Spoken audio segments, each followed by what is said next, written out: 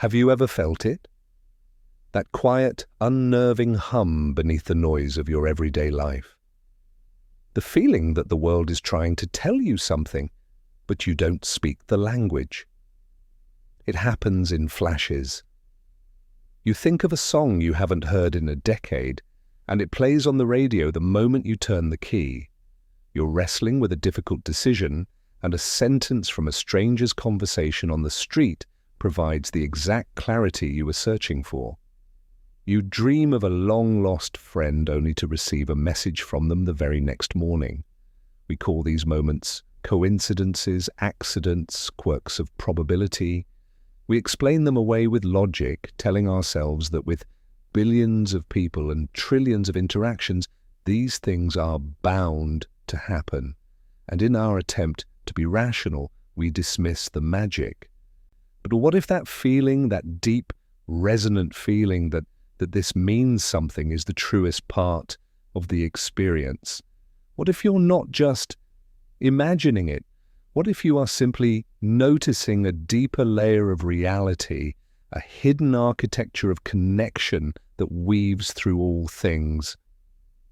Imagine the universe is a grand, infinite tapestry. From where we stand most of the time, all we can see is the back of it, a chaotic mess of tangled threads, loose ends, and seemingly random knots. We see events as disconnected and arbitrary.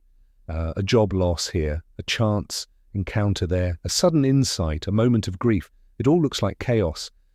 But on the other side, the side we cannot see, a breathtaking pattern is being woven. Every thread, every color, every knot has its place in a design of unimaginable beauty and complexity. Synchronicity. That meaningful coincidence is a moment when the needle of the cosmos pushes through from the other side, just for a second, and pulls a single, shimmering golden thread through to our reality. It's a glimpse of the pattern. A brief, stunning moment where the hidden design reveals itself, and we are left breathless, knowing, just for an instant, that nothing is truly random. For the next 25 minutes, we are going to learn how to see those golden threads. This isn't a video to be passively watched while you check your notifications. This is a workshop, a journey into the heart of meaning itself. We will step away from the tangled back of the tapestry and learn to feel the presence of the grand design. If you are ready to stop dismissing the whispers of the universe and start learning its language, consider this your moment of intention. Hitting that subscribe button is not just for an algorithm, it is a pledge to yourself, a declaration that you are ready to engage with your life on a deeper level. We will complete this journey together. Let us begin. Let's stay with this image of the tapestry. On our side, the side of everyday perception, the threads of our lives move along seemingly straight lines dictated by cause and effect. I wake up because my alarm rings. I go to work to earn money. I eat because I am hungry. This is the Newtonian world of predictable forces, the world of logic and reason that we are taught to trust above all else, and it is a valid and necessary way to see reality. It allows us to build bridges, cure diseases, and plan our futures. But it is not the whole story. The great Swiss psychiatrist Carl Jung, a man who spent his life exploring the vast, unmapped territories of the human psyche, recognized this limitation. He saw that a purely causal view of the world left no room for the profound, transformative experiences that give our lives their deepest meaning. Jung gave a name to these golden threads, these moments that defy simple cause and effect. He called it synchronicity.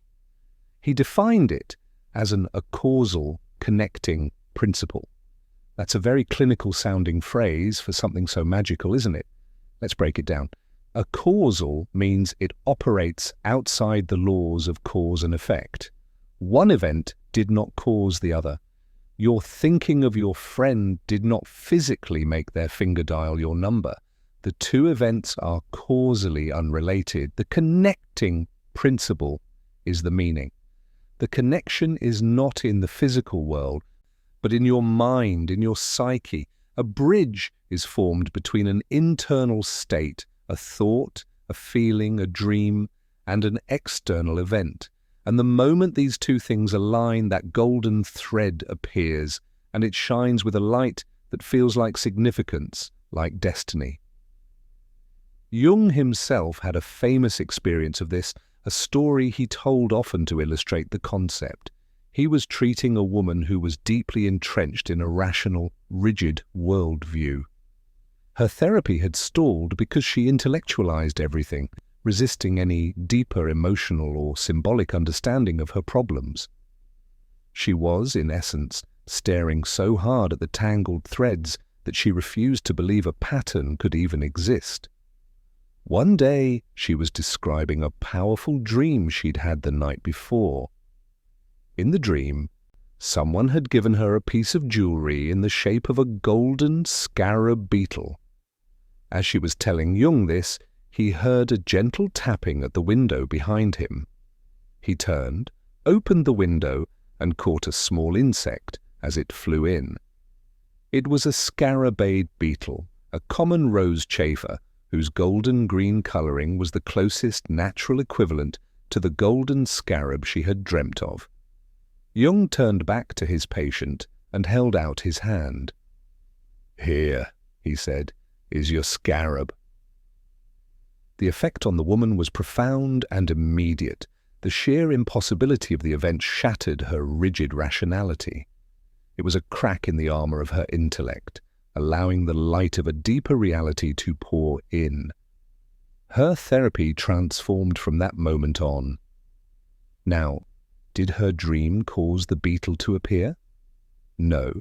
Did the beetle's flight path cause her to have the dream? Of course not. The two events were separate streams in the river of time, but at that one precise moment they converged, and in that convergence a powerful meaning was created, a meaning that unlocked her potential for healing. This is the essence of synchronicity. It is not just a coincidence, it is a coincidence that arrives at the perfect psychological moment to provide insight, guidance, or transformation. It is the universe conspiring to help you grow. I want you to try something with me now. Gently close your eyes if you feel comfortable doing so, just for a moment.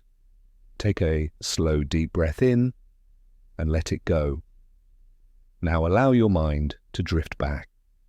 Scan through the archives of your own life, not with force, but with gentle curiosity. I want you to find a golden thread of your own, a moment of synchronicity. It doesn't have to be as dramatic as Jung's beetle. It may be you were agonizing over whether to take a new job, and you opened a book to a random page, and the first sentence you read spoke directly to your fear. Maybe you felt a sudden, inexplicable urge to take a different route home from work, and in doing so, you ran into someone who would change the course of your life. Maybe it was something as simple as seeing the same unusual animal 3 times in one day, just when you were asking the universe for a sign. Find that memory. Don't analyze it yet. Just hold it. Feel the emotional echo of that moment. Remember the sense of wonder, the shiver of recognition, the feeling of being seen by something larger than yourself. The feeling that for a split second the veil between worlds had thinned, and you saw a glimpse of the pattern on the other side of the tapestry. This feeling, this numinous quality as Jung would call it, is the hallmark of a true synchronistic event. It's what separates it from mere chance. A million things happen by chance every day and we forget them instantly. But these moments stay with us. They become part of our personal mythology, Stories we tell ourselves to remember that life is more than just a sequence of random events. Now open your eyes. That feeling you just reconnected with, that is the language we are here to learn. Now the rational mind, our inner skeptic, will immediately jump in with objections. This is just confirmation bias, it will say. You were looking for a sign, so you found one. You are imposing a pattern where none exists. And this is a valid critique. And it's important to address it. Many people misunderstand synchronicity and mistake it for a kind of magical thinking, a belief that our thoughts can directly manipulate the external world. That is not what Jung was suggesting. The difference is subtle but profound. Magical thinking says, I want a new car, so if I think about a red car hard enough, one will appear. Synchronicity says, I am at a deep personal crossroads, wrestling with the archetype of freedom versus security, and suddenly everywhere I look, I see images of birds escaping cages. The events are not a fulfillment of a wish, they are a symbolic reflection of an inner psychological process. They are mirrors, not magnets. The purpose of synchronicity is not to grant us our desires, but to make us conscious of what is happening within us. It is a dialogue between the conscious mind and the vast, mysterious depths of what Jung called the collective unconscious. This is the other crucial piece of the puzzle. Jung believed that beneath our individual, personal unconscious, our own repressed memories and forgotten experiences, there lies a deeper layer that is common to all humanity. It is a reservoir of shared psychic energy containing the blueprints of human experience, which he called archetypes. These are universal patterns and images: the mother, the hero, the trickster, the wise old man, the shadow. When we are going through a significant life event, falling in love, facing a great challenge, grieving a loss, creating something new, these archetypes become activated within our psyche. We are, in a sense, living out a chapter of a timeless human story. And it is precisely at these moments, when the archetypal energy is at its peak, that the universe seems to respond in kind. The inner and outer worlds vibrate at the same frequency, and the golden threads of synchronicity appear. The outer world begins to speak in the symbolic language of your inner world. This perspective is not unique to modern psychology. In many Eastern cultures, particularly in places like Vietnam, this idea of an interconnected reality is woven into the very fabric of society.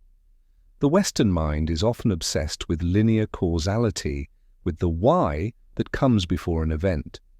The traditional Vietnamese mindset, influenced by Buddhism, Taoism, and ancient folk beliefs, is often more attuned to the pattern that events create together.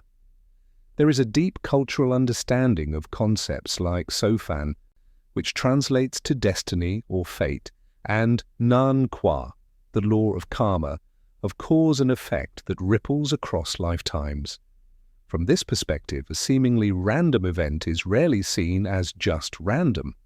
An unexpected piece of good fortune might be interpreted as the fruit of a good deed done long ago, the Nan Qua coming to fruition.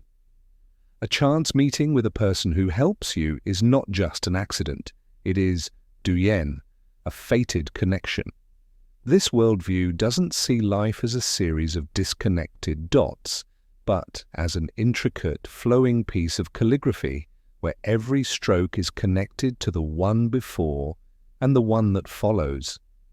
It suggests that many of the events we perceive as coincidences are, in fact, part of a larger predetermined plan, a cosmic script. This doesn't necessarily imply a lack of free will.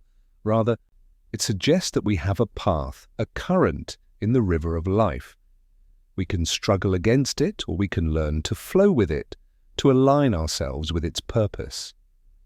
Synchronicity in this context can be seen as the markers along the riverbank, the signs that tell us we are flowing in the right direction, aligned with our Sophan. Let's pause our thoughts for a moment and engage with this directly.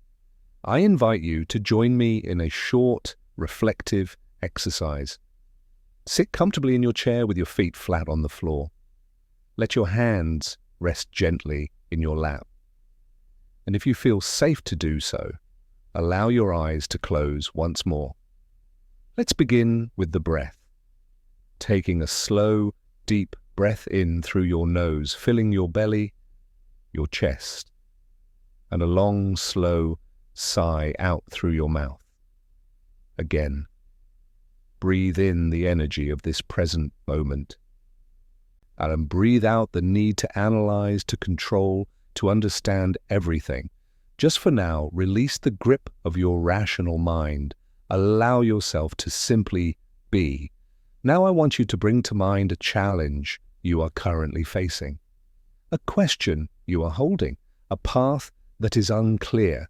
It could be about your career, a relationship, your purpose. Don't try to solve it. Just hold the question gently in your awareness, like a stone in the palm of your hand. Feel its weight. Acknowledge the uncertainty. Now imagine yourself standing on the bank of a great river. This river is your life, your sofan. You can see the currents, the eddies, the gentle flows, and the rushing rapids. You cannot control the river. You cannot command it to change its course. But you can choose how you enter it. You can choose to swim with skill and awareness. As you stand there, holding your question, simply ask, not for an answer, but for guidance, a sign, a feeling of rightness. Silently in your own heart say, "Show me the way." Now take one more deep breath in, and as you exhale, slowly open your eyes, bringing your awareness back to the space around you. For the rest of this day, and perhaps the days that follow, move with a quiet sense of watchfulness. Don't hunt for an answer, simply stay open. Notice the people you meet, the words you hear, the images that catch your eye. The answer may not come like a thunderclap. It may come as a whisper, a golden thread appearing in the corner of your eye. So how do we become better at recognizing and interpreting this language? It is a skill, and like any skill, it requires practice. It is the practice of paying attention, not just with our eyes and ears, but with our whole being, with our intuition, our feelings, our bodies. The first step is to quiet the noise. The modern world is a constant assault on our attention. Notifications, endless scrolling, the pressure to be constantly productive. This state of perpetual distraction makes it nearly impossible to notice the subtle patterns, the quiet whispers. We are too busy staring at the jumbled threads right in front of our faces. Carving out moments of silence in your day through meditation, a walk in nature, or simply sitting without any device is not a luxury. It is essential training for this deeper awareness. It tunes your inner radio to a clearer frequency. The second step is to listen to your intuition. Intuition is the faculty of knowing without knowing how you know. It's that gut feeling, that quiet hunch. In the context of synchronicity, intuition is your pattern recognition software. It's what alerts you when an event isn't just a random data point, but part of a larger, meaningful constellation. We often override our intuition with logic. We tell ourselves it's silly, irrational. But Jung believed that intuition was one of our most vital psychological functions, a direct line to the wisdom of the unconscious. When a coincidence happens, check in with your body. Do you feel a chill, a sense of expansion in your chest, a sudden feeling of peace or clarity? These physical and emotional responses are the language of intuition, telling you, pay attention, this is important. The third, and perhaps most crucial step, is to engage in a dialogue with the symbols that appear. The universe does not speak in plain English or Vietnamese. It speaks in the language of metaphor, of symbols, of archetypes. When you see a recurring number, animal, or image, the question is not, what does this mean in a dictionary of symbols? The first and most important question is, what does this mean to me? Your personal associations are the key. If you keep seeing owls, for example, don't just rush to Google symbolism of owls. Sit with it first. What are your first thoughts, feelings, or memories associated with an owl? Perhaps it reminds you of a beloved grandparent who collected owl figurines.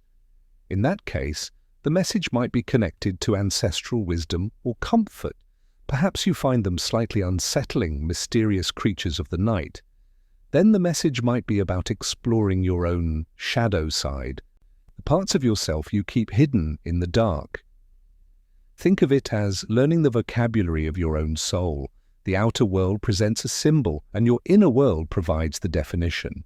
By paying attention to these interactions, you begin to build a personal lexicon of meaning. This is why keeping a journal can be such a powerful practice. Not a diary of what you did, but a journal of what you noticed. A synchronicity journal. When one of these golden threads appears, write it down, describe the outer event in detail, and just as importantly, describe your inner state. What were you thinking about just before it happened? What question were you holding in your heart? What was your emotional reaction? Over time, as you look back through your journal, you will begin to see the patterns.